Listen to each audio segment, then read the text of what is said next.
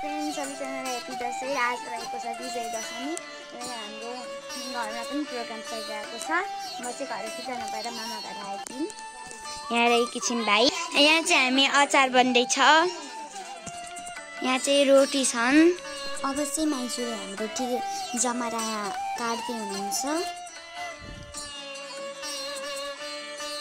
यहाँ चाहिँ जमरा र खाम पनि रेडी भयो। अनि चाहिँ यहाँ टीका अनि कलश पनि रेडी भयो। यहाँ चाहिँ हामी छिन्तिर मिन्तिर रेडी भयो। म पनि कपडा लगाएर रेडी भइसकेँ। अब चाहिँ हामी टीका लाउँछौँ।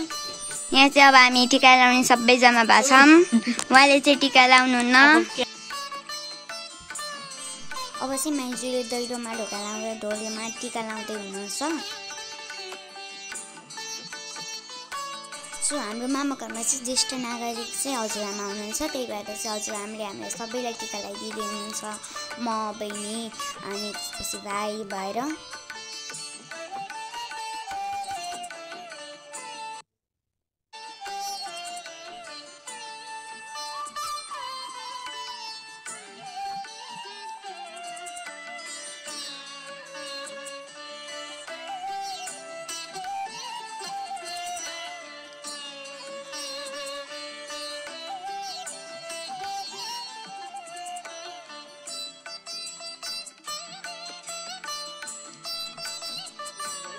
अब चाहिँ माइजूले मलाई पनि र भाइलाई पनि टीका लगाइदिँदै हुनुहुन्छ।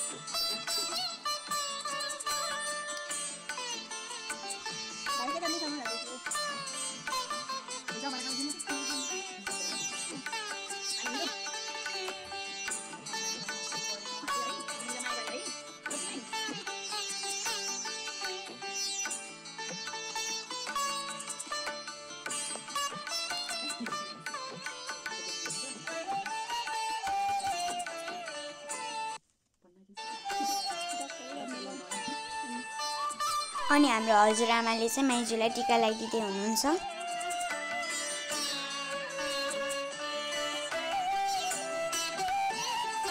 अब चाहिँ हामी घरबाट निस्केर टीका लगाउन जाँदैछौँ।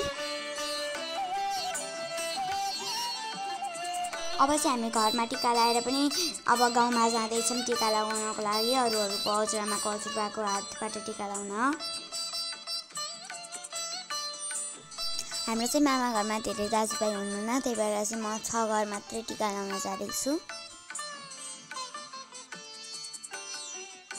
अब चाहिँ हामी बाटोमा हिँड्दैछौँ टीका लगाउनलाई। हामी चाहिँ माइली हजुरआमाको मा पनि आइसक्यौँ।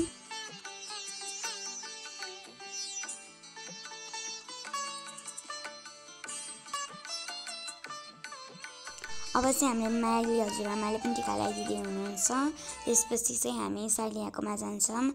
अनि मलाई चाहिँ पुष्पा माइजूले पनि टीका लगाइदिँदै हुनुहुन्छ। यहाँ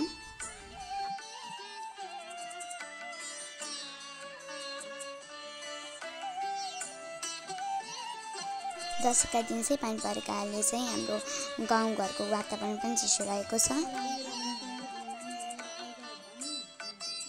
त्यसपछि चाहिँ हामी कान्छी हजुरआमाकोमा जान्छौँ। कान्छी आमाकोमा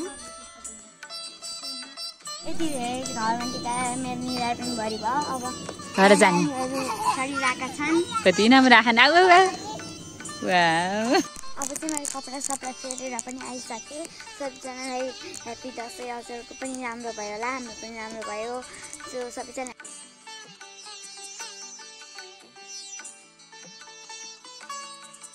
मलाई चाहिँ आशीर्वादको सँगसँगै दक्षिणा पनि दिनुभएको छ।